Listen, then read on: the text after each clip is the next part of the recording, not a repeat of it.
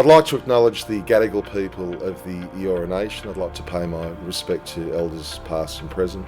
I'd like to acknowledge all First Nations people. Welcome all SASS staff, members and non-members. To the non-members, I hope what you see and hear today will encourage you to join the PSA. In solidarity with your colleagues who've been an integral part of this historic achievement. Once again, a big thanks to everybody involved. Upon my election as PSA General Secretary in 2016, the new leadership of the PSA decided that we would lodge an equal remuneration case on behalf of SASS staff working in schools who we believed had been historically underpaid on the basis of their gender.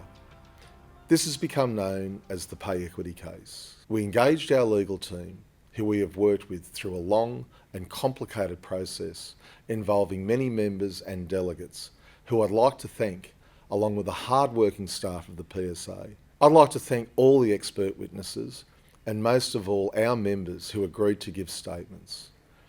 The lead schools delegate and one of our leading witnesses is Senior Vice President Wendy Hurry. I'd like to congratulate Wendy and former PSA President Sue Walsh for their dedication and their leadership through this lengthy process. The proposed package being discussed today gives pay increases backdated to July this year, a total of 19% for SASS staff and up to 35.8% for some SLSO preschool staff. All members will have an opportunity to vote on whether to accept or reject this offered package. These increases will apply to all 17,500 school staff. The process of pulling together and preparing this case has been extremely complex and lengthy. I thought it had been difficult, complex and exasperating until we became involved in the conciliation process, which proved to be an interesting experience and frankly, frustrating at times. I would, however, like to thank the IRC and Commissioner Murphy for the understanding, sympathetic and professional way in which he ran the conciliation process. I'd also like to thank McNally Jones staff solicitors and David Chin and Lucy Saunders, our barristers. They are an outstanding legal team and their professional manner and guidance to all witnesses and PSA staff is most welcome, particularly to the lay witnesses. As Stuart has said, the salary increases being offered will be paid over 3 years with 13.8% this year, backdated to 1st of July.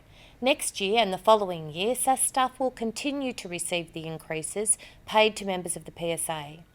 Given that the current climate for wage growth is low, this is a very good outcome for SASS staff.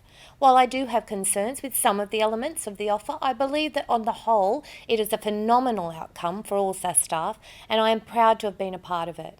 The preschool SLSOs have been undervalued and underpaid for a long time and this offer brings them in line with other SLSO staff. All current SASS staff will be the recipients of this 3-year agreement, which will give them increases of 19% with an increase this year of 13.8%. I believe this is an excellent outcome. In relation to the areas of concern, I commit that I will continue to fight along with the PSA to address them.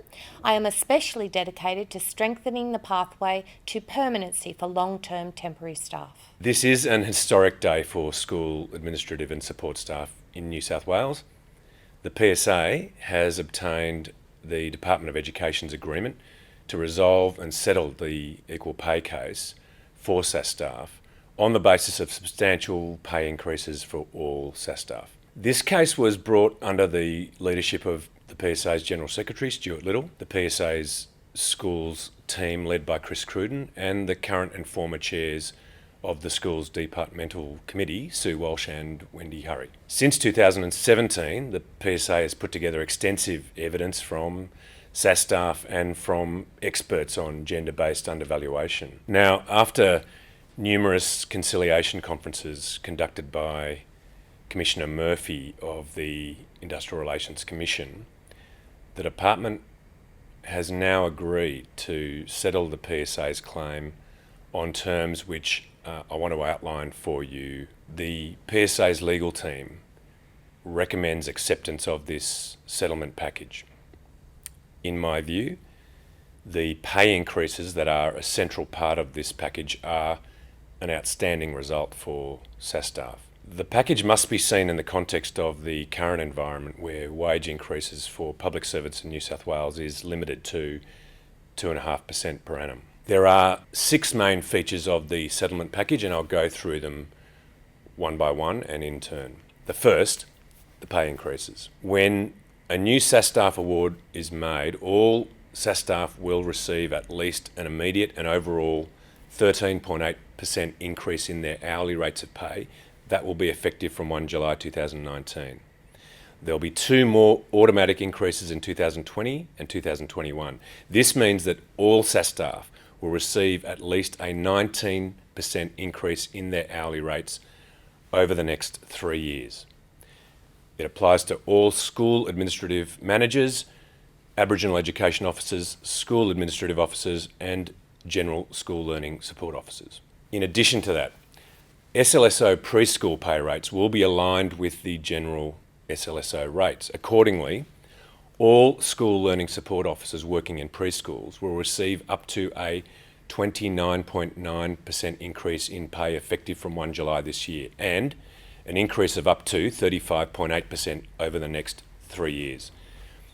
For completeness, I note that junior rates will be abolished so that any existing junior SLSOs will receive an immediate 63.8% increase in their hourly rates of pay effective from 1 July this year, and an increase of 71.3% over 3 years. This represents an historic break from the past undervaluation of SASS staff, where under the current award and its predecessors, the rates of pay of SASS staff were tied to lower clerical rates. Based on minimum hours of work per week for permanent or long-term temporary full-time employees, and excluding any additional hours and overtime, the immediate increases effective from 1 July this year in dollar terms are, for a SAM level 4, there'll be an increase of $172.98 per week, or $9,025.85 per year. For a SAM level 3, there'll be an increase of $167.65 per week, or $8,747.73 per year. For AEO at year 4, an increase of $153.13 per week, or $7,990.10 per year. For a SAO, an increase of $128.75 per week, or $6,717.99 per year. For an SLSO year 4, an increase of $136.88 per week, or $7,142.20 per year. And for an SLSO preschool at year 4, an increase of $260 per week and $13,566.43 per year. In addition to increases in base rates of pay, the allowances for first aid, administration of medication and health support will also be increased, effective from 1 July this year. Respectively, they'll be increased by 14.3%, 13.5% and 15%, or 18.4%, 18.9% and 20% over the 3-year period. There will be 2 significant changes to the classification structure. Firstly, there'll be a new SLSO student health support classification, which will be introduced. SLSOs who are currently performing healthcare procedures, to be known as health support, will continue to perform these duties. They will continue to receive allowances for these duties until they've transitioned into the new classification. Once they transition into the new classification, the allowance will be incorporated into their higher base hourly rate of pay.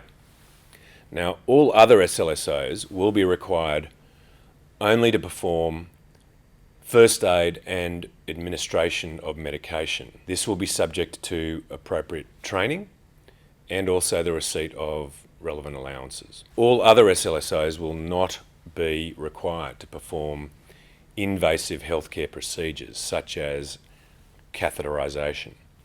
They may be required to administer medications by injection, but only in cases of emergency or in accordance with a student's healthcare plan.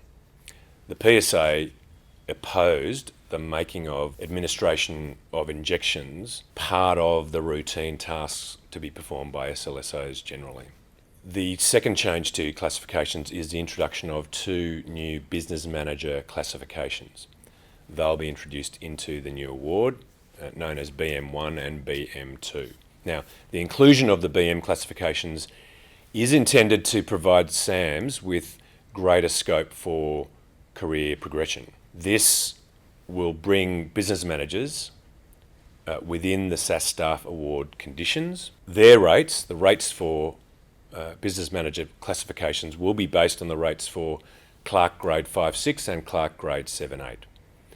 The business manager rates of pay from 1 July 2019 are up to 29.9% above the SAM for a level 4 rate. That's $55.66 per hour. Business managers will have the benefit of SASS staff holidays up to an extra 4 to 6 weeks per year. The effect of this change in conditions is that the annual salary of business managers will be reduced by the equivalent of less than 3 weeks' pay, about 2.85 weeks, to accommodate the additional up to 6 weeks' holidays. Now, there is a transitional provision or transition period for the new business manager classifications.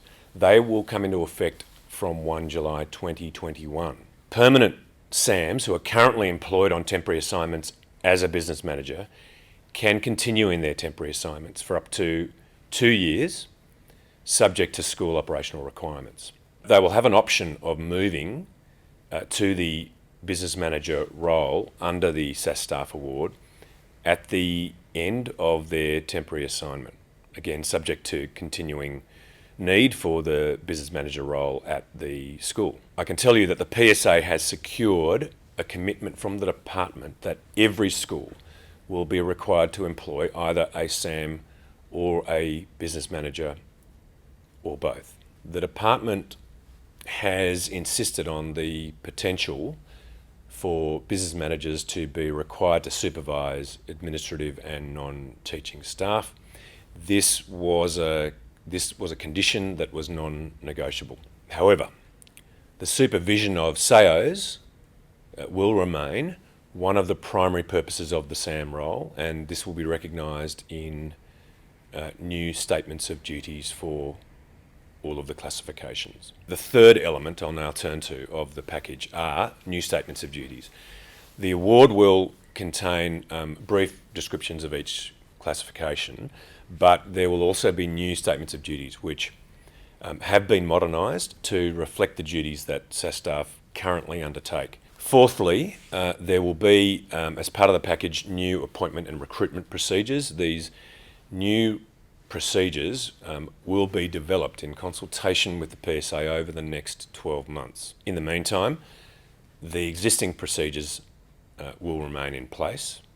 It is envisaged that new procedures will retain nominated transfers, resumption of duty transfers, and compassionate transfers, but principals may appoint staff to vacant permanent SASS staff positions using either internal or external selection processes. The package includes some alterations to ordinary and additional hours. The bandwidth for ordinary hours for all classifications will be extended to between 7:30 a.m. to 6 p.m. There is otherwise no change to the normal hours of work per week within that bandwidth. That is 31 hours and 15 minutes per week for all classifications except for SAMs, which are at 33 hours and 20 minutes, and business managers, which will remain at 35 hours. The new award will also reflect the existing practice of payment of a 15% loading on all additional hours worked up to 7 hours per day and 35 hours per week, with the overtime rate being paid for all hours above 7 per day and 35 per week. The new SASS Staff Award will incorporate some general public sector conditions that apply across the public sector for items like travelling compensation, production of receipts, private motor vehicle allowance, damage to private vehicles used for work, living in remote area allowance, assistance to employees in remote area when travelling on rec leave, community language allowance schemes, military leave, sick leave, and study assistance. I can tell you there are no major changes to existing entitlements of SASS staff arising from these conditions. The PSA will be sending out a bulletin very shortly with a link through to a survey where you can make your acceptance or otherwise on this package.